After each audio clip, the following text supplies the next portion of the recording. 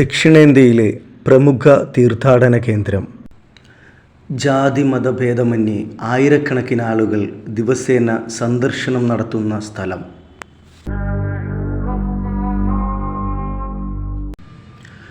കേരളത്തിലെ ഏറ്റവും പഴക്കം ചെന്നതും പ്രസിദ്ധവുമായ ആരാധനാലയങ്ങളിലൊന്ന്.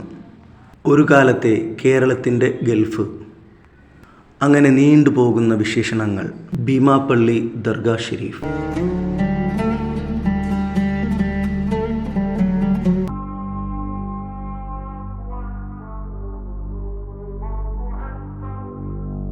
ഭീമാപള്ളി എന്ന നാമം കേൾക്കാത്ത മലയാളികൾ ഉണ്ടാകില്ല.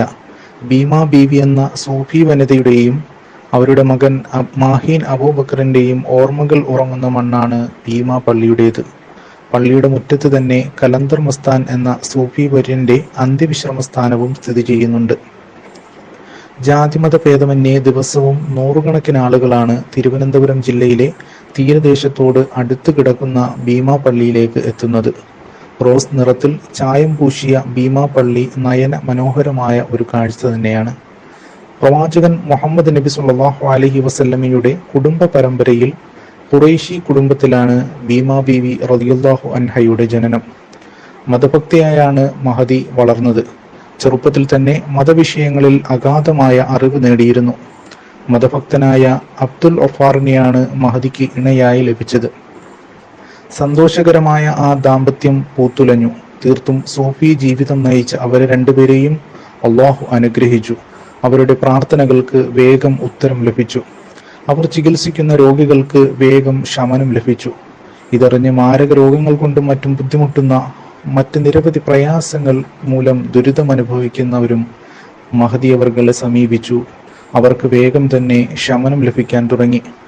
ഖുർആനും ദിക്റുകളും എഴുതിയ ഉറുക്കുകളും നൂലും വെള്ളവും ഒക്കെ മന്ത്രിച്ചു വാങ്ങുന്നതിനായി ആളുകൾ ദിനം പ്രതി വന്നുകൊണ്ടേയിരുന്നു.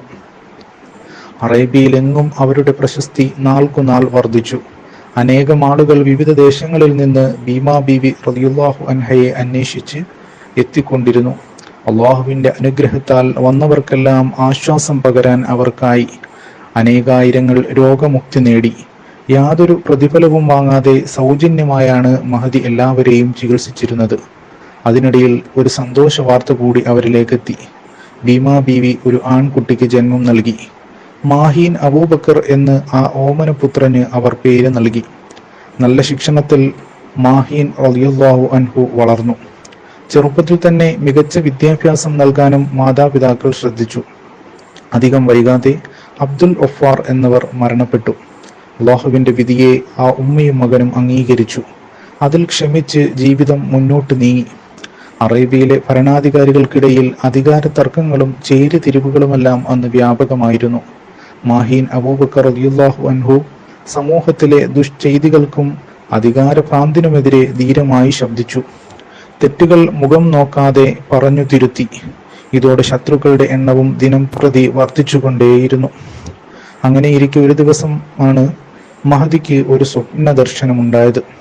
ഇന്ത്യയിലേക്ക് പ്രബോധനാർത്ഥം പോകണമെന്നായിരുന്നു ആ സ്വപ്നത്തിന്റെ കാതൽ. ഇതേ സ്വപ്നം മാഹീൻ റളിയല്ലാഹു അൻഹുവും കണ്ടിരുന്നു. അതിനാൽ തന്നെ സ്വപ്നം യാഥാർത്ഥ്യമാണെന്നും അള്ളാഹുവിൽ നിന്നുള്ള നിർദ്ദേശമാണിതെന്നും മനസ്സിലാക്കി നാട്ടുകാരോടും ബന്ധുക്കളോടുമെല്ലാം യാത്ര പറഞ്ഞ് ഇന്ത്യയിലേക്ക് അവർ കപ്പൽ കയറി. കേരളത്തിലെ മാഹി തുറമുഖത്താണ് ഭീമാ ഉമ്മയും മകനും എത്തിച്ചേർന്നത്. മാഹിയിൽ നിന്നും തെക്കോട്ടേക്ക് അവർ യാത്ര തിരിച്ചു. അന്നത്തെ ഭരണാധികാരിയായിരുന്ന കുലശേഖര പെരുമാൾ രാജാവ് ഭീമാ ബീവിയെയും മകനെയും വളരെ സന്തോഷപൂർവ്വമാണ് കേരള നാട്ടിലേക്ക് സ്വീകരിച്ചത്. മാഹിയിൽ നിന്നും തെക്കോട്ടുള്ള യാത്രയിലുടനീളം ആളുകൾ അവരെ സന്ദർശിച്ച് രോഗശാന്തിക്കായി പ്രാർത്ഥിക്കുകയും ഉറുക്കും നൂലുമൊക്കെ മന്ത്രിപ്പിക്കുകയും ചെയ്തു. ചിലർ അവരുടെ ശിഷ്യത്വം സ്വീകരിക്കുകയും ഒപ്പം കൂടുകയും ചെയ്തു. നീണ്ട നാളത്തെ യാത്രയ്ക്ക് ശേഷം തിരുവിതാംകൂർ രാജ്യത്തിലെ തിരുവല്ലത്തെത്തി അവിടെ താമസം ആരംഭിച്ചു. മാർത്താണ്ഡവർമ്മ രാജാവായിരുന്നു അന്ന് തിരുവിതാംകൂർ ഭരിച്ചിരുന്നത്.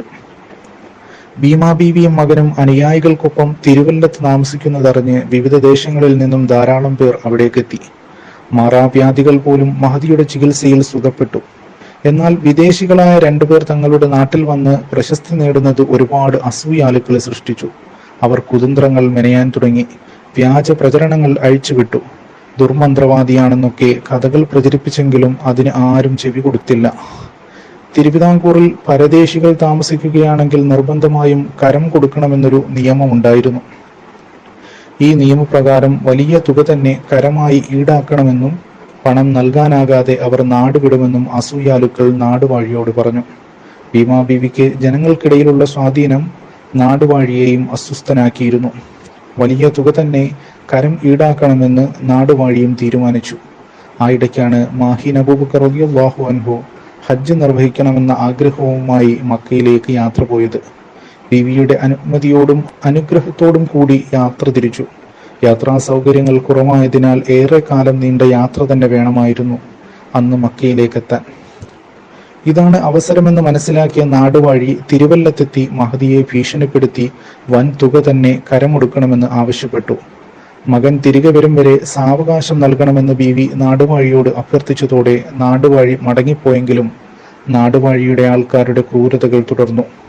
നിരന്തരം അവർ എത്തി ശല്യം ചെയ്തു. ഒരു ദിവസം രാജഭടന്മാർ വന്ന് മഹദിയെ കതകിന് തട്ടി വിളിച്ചപ്പോൾ മഹദി നമസ്കാരത്തിലായിരുന്നു.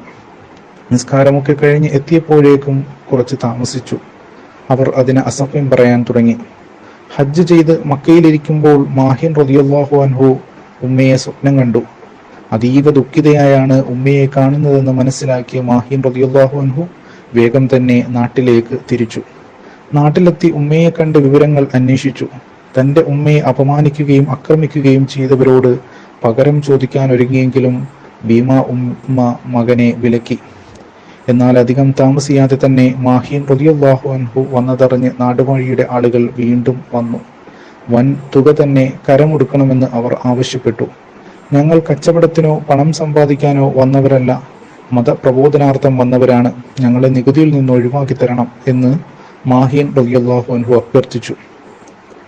എന്നാൽ നിങ്ങൾ നാടുവിടണം, ഇവിടെ മതപ്രചാരണം പറ്റില്ല എന്നതായിരുന്നു നാടുവാഴിയുടെ ഭടന്മാർ ആവശ്യപ്പെട്ടത്. ഞങ്ങൾ ആരെയും നിർബന്ധിച്ച് മതം മാറ്റുന്നില്ലെന്ന് മാഹീൻ റളിയല്ലാഹു അൻഹു പറഞ്ഞെങ്കിലും അവർ അതിനെ കേൾക്കാൻ കൂട്ടാക്കിയില്ല. മാത്രവുമല്ല, അവർ മാഹീൻ റളിയല്ലാഹു അൻഹുവിനെ ആക്രമിക്കാൻ മുതിർന്നു.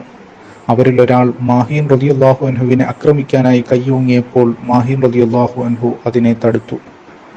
സംഘർഷം രൂക്ഷമായി. അക്രമം കൂടുതൽ വ്യാപിച്ചു.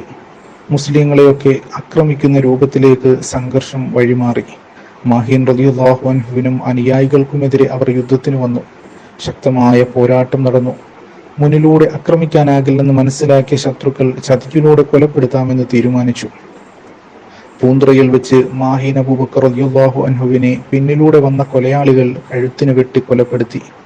മഹാനവർകൾ അവിടെ വെച്ച് ധീര രക്തസാക്ഷിത്വം വഹിച്ചു. മാഹീൻ റളിയല്ലാഹു അൻഹു രക്തസാക്ഷിയായി വീണ സ്ഥലത്താണ് ഇന്ന് ഭീമാ പള്ളിയിലെ മരുന്നു കിണർ സ്ഥിതി ചെയ്യുന്നത്. പള്ളിയിലെത്തുന്നവർ ഈ കിണറ്റിൽ നിന്നും വെള്ളം കുടിക്കുകയും കുളിക്കുകയും ഒക്കെ ചെയ്യാറുണ്ട്. ഈ വെള്ളത്തിന് ഔഷധ വീര്യമുണ്ടെന്നും മാറാരോഗങ്ങൾ ശമിപ്പിക്കാനുള്ള കഴിവുണ്ടെന്നും അനുഭവസ്ഥർ പറയുന്നു. മകന്റെ മരണം ഭീമാ ബീവിയെ ഏറെ ദുഃഖിപ്പിച്ചു. മാഹീൻ റളിയല്ലാഹു അൻഹുവിന്റെ വിയോഗത്തിന്റെ 40-ാം നാൾ ഭീമാ ബീവി റളിയല്ലാഹു അൻഹയും ഈ ലോകത്തോട് വിട പറഞ്ഞു. മാഹീൻ റളിയല്ലാഹു അൻഹു കൊല്ലപ്പെട്ട സ്ഥലത്ത് തന്നെ അടുത്തടുത്തായാണ് അവർ രണ്ടുപേരെയും ഖബറടക്കിയത്. ഈ സ്ഥലമാണ് പിന്നീട് ഭീമാ പള്ളി എന്ന പേരിൽ അറിയപ്പെട്ടത്.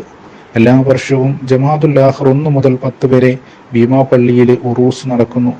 ജാതിമത ഭേദമന്യേ ആയിരക്കണക്കിന് ആളുകളാണ് ഈ ദിവസങ്ങളിൽ ഭീമാ പള്ളി സന്ദർശിക്കുന്നത്.